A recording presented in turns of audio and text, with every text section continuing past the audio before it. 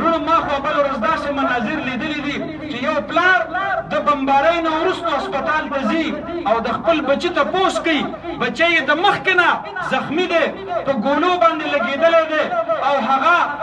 زخمي پروت دی او چې کله د اسرائیلو طیارو په هغې باندې بمباري وکړله او دی راغی د ملبې د لاندې په لاشونو کې خپل بچی ګوري د بچي مخ دا یې په بم باندې الوتی دی سینه یې الوتلې ده خپې یې الوتلې دي د هسپتال یو کړی دی لاس ته پرته وه او د نوم یې پرې لیکلی و دا پلار ودرېدلو او د خپل بچي هغه یو لاس دا راخلي مخ د بچي نشته دی چې ښکلي یې کړي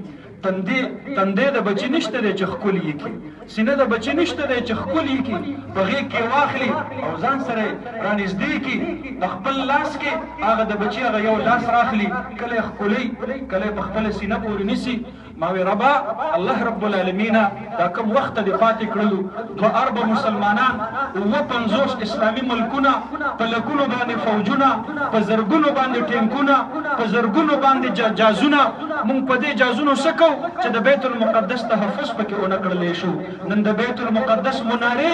ژاړي د امت مسلمانه دا سوال کوي زه ستاسو قبله نه یم پاتې شوی ستاسو نبي علیه الصلاة والسلام لیلة المعراج ته چې کله تشریف وړو نو زما د دې ځای نه آغاز نه و کړی تاسو ما نه پیژنئ تاسو خپله قبله هیره کړله نو چې تاسو زما په قبله باندې ننګ نشئ کولی ذلیله به ګرځئ او بې عزته به ګرځئ